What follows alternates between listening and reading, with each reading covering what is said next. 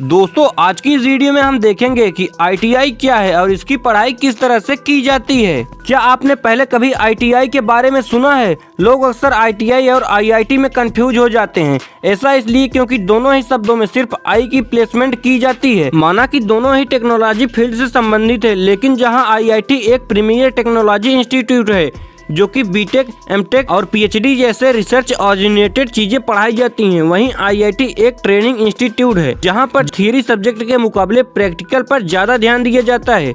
वहीं इसमें इंजीनियरिंग और नॉन इंजीनियरिंग टेक्नोलॉजी फील्ड के ट्रेनिंग प्रदान की जाती है। इसलिए आज मैंने सोचा कि क्यों ना आपको IIT कैसे पूरी करते हैं इस विषय में पूरी जानकारी प्रदान की जाए, जिससे कि आपके मन में सभी सवालों के जवाब इस वीडियो के माध्यम से प्रदान की जा सके। तो चलिए बिना किसी देरी के वीडियो को करते हैं स्टार्ट। लेकिन वीडियो स्टार्ट करने से पहले यदि आप हमारे चैनल से नहीं जुड़े हैं तो चैनल को सब्सक्राइब करके बेल आइकन को प्रेस कर दीजिएगा। तो अब देख लेते हैं कि ITI की परिभाषा क्या है।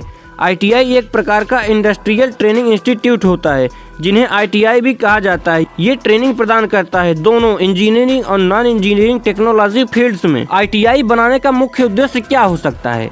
ITI को बनाने का मुख्य उद्देश्य है कैसे छात्रों को टेक्नोलॉजी साउंड बनाया जा सके, जिससे कि उन्हें बढ़ते इंडस्ट्रियल सेक्टर में नौकरी प्रदान की जा सके। ITI में प्रदान किए जाने वाले कोर्सेज को कुछ इस तरह डिजाइन किया गया होता है जिसमें स्टूडेंट को उचित स्किल सिखाया जा सके। वहीं एक बार कोर्स को पूर्ण हो जाने के बाद स्टूडेंट को एक प्रैक्टिकल ट्रेनिंग से गुजरना होता है उनके ट्रेड के हिसाब से, जो कि एक इंडस्ट्री में होता है। इस ट्रेनिंग की अवधि करीब 1 से 2 साल तक की होती है। यह प्रैक्टिकल ट्रेनिंग वो भी किसी एक इंडस्ट्री में बहुत ही जरूरी होती है, क्योंकि इन्हें पूर्ण करने के बाद ही आप national counselling of vocation training certificate को अपीयर्स कर सकते हैं। वैसे तो ITIs को दोनों गवर्नमेंट और प्राइवेट संस्थाएं चलाती हैं, लेकिन इनमें गवर्नमेंट रन ITI की ज्यादा डिमांड है और ये प्रायः सभी राज्यों में स्थित हैं, जैसे उत्तर प्रदेश, पंजाब, हरियाणा, गुजरात, असम, केरला, मध्य प्रदेश इत्यादि। तो अब देख लेते हैं ITI कितने प्रकार की होती हैं।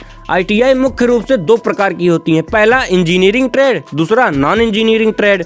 पहले देखते हैं इंजीनियरिंग ट्रेड के बारे में। इंजीनियरिंग ट्रेड पूरी तरह से टेक्नोलॉजी होती है, यानी कि ये तकनीकी से जुड़ी होती है। इस प्रकार के ट्रेड के छात्रों में ज्यादातर गणित, विज्ञान और दूसरे टेक्नोलॉजी जैसे विषय पर शिक्षा प्रदान की जाती है। दूसरे नंबर पर है नॉन इंजीनियरिंग ट्रेड्स। वहीं नॉन इंजीनियरिंग ट्रेड में टेक्निकल विषय नहीं होते हैं, इसके अलावा विज्ञान या तकनीकी से कम ही संबंधित रखते हैं। इन्हें अक्सर उन्हीं छात्रों के द्वारा लिया जाता है जिन्हें विज्ञान जैसे विषयों में कम दिलचस्पी होती है। ITI के ट्रेड्स की बात करें तो इसकी संख्या करीब 100 ट्रेड से ज्यादा होती है। वहीं आप इनमें से अपनी पसंदीदा अनुसार कोई भी ट्रेड का चुनाव कर सकते हैं। तो अब देखते हैं ITI में एडमिशन लेने की एलिजिबिलिटी क्राइटेरिया क्या है। तो चलिए अब जानते हैं कि कैसे आप ITI में एडमिशन ले सकते हैं। यूँ कहें कि ITI एडमिशन एलिजिबिलिटी क्राइटेरिया क्या है। इसमें कैंडिडेट को 10th पास होना आवश्यक है, वो भी किसी एक रिकॉग्नाइज्ड बोर्ड या कोई दूसरा एग्जाम जो कि रिकॉग्नाइज्ड हो 10th स्टैंडर्ड के समान। यहाँ पर कैंडिडेट को कम से कम 35% एग्रीगेटेड स्कोर करना आवश्यक होता है। वहीं कैंडिडेट की आयु 14 से 40 वर्ष के भीतर होनी चाहिए एडमिशन लेने के समय में। तो अब हम आपके सबसे बड़े डाउट को क्लियर करने वाले हैं, जो कि है ITI कैसे करें। ये सवाल अक्सर बहुत से छात्रों के मन में रहता है कि वो ITI की तैयारी कैसे स्टार्ट करें। वहीं इसका जवाब ज्यादा कठिन नहीं है। अगर आपको सही तरीके की जानकारी हो तब स्टेप फर्स्ट अपने लिए IIT ट्रेड का चुनाव करें। आपको जिस विषय में रुचि है उसी हिसाब से आपको IIT ट्रेड का चुनाव करना चाहिए। स्टेप 2 ITI एंट्रेंस एग्जाम देना होगा और इसमें अच्छे अंक भी लाने होंगे। स्टेप 3 एंट्रेंस एग्जाम के बाद आपको इंटरव्यू में भी उत्तीर्ण होना होगा। मेरा कहने का मतलब है कि आपको सबसे पहले तय करना होगा कि आप किस ट्रेड में ITI करना चाहते हैं, मतलब कि कौन सी फील्ड में आपकी रुचि है जिसमें आप पढ़ाई करना चाहते हैं। उदाहरण के लिए मैं आपको बता दूं कि यदि आप इलेक्ट्रिक अपीयरेंस में रुचि रखते हैं तब आपको इलेक्ट्रिक ट्रेड में ITI करना चाहिए। वही एक बार आपने अपने पसंद का ट्रेड चुन लिया, जो कि बहुत ही ज्यादा जरूरी है, तब आपको उस विषय की प्रैक्टिस करनी चाहिए। ऐसे में आपको बहुत सारे बुक्स मिल जाएंगे जो कि ऑनलाइन और ऑफलाइन दोनों तरह से अवेलेबल हैं। फिर आपको एक चीज पर ध्यान देना होगा, जो हर वर्ष जुलाई अगस्त के महीने में ऑनलाइन अप्लाई करने होंगे फॉर्म्स। अप्लाई कर लेने के बाद आपको ITI के लिए एंट्रेंस एग्जाम देना पड़ता है। इसमें उत्तीर्ण होने के बाद ही आप ITI कॉलेज में एडमिशन ले सकते हैं। चूँकि ये परीक्षा के लिए बहुत से छात्र आवेदन करते हैं, इसलिए आपको बाकी सभी छात्रों से बेहतर रिजल्ट लाना होगा। इसके बाद मेरिट लिस्ट कट ऑफ के हिसाब से आपको कॉलेज प्रदान किया जाएगा। फिर इसमें काउंसलिंग भी की जाती है, जिसमें आपको कॉलेज का चुनाव करने के लिए विकल्प प्रदान किए जाते हैं। अगर आप जानना चाहते हैं कि ITI पूरा करने में कितना समय लगता है, तो मैं आपको बताना चाहता हूं कि यह आपके कोर्स पर निर्भर करता है। 6 महीने से लेकर 2 साल भी लग सकता है। अब एक बार आप लोगों ने ITI की पढ़ाई पूरी कर ली, इसके बाद आपको कौन सा कैरियर चुनना चाहिए।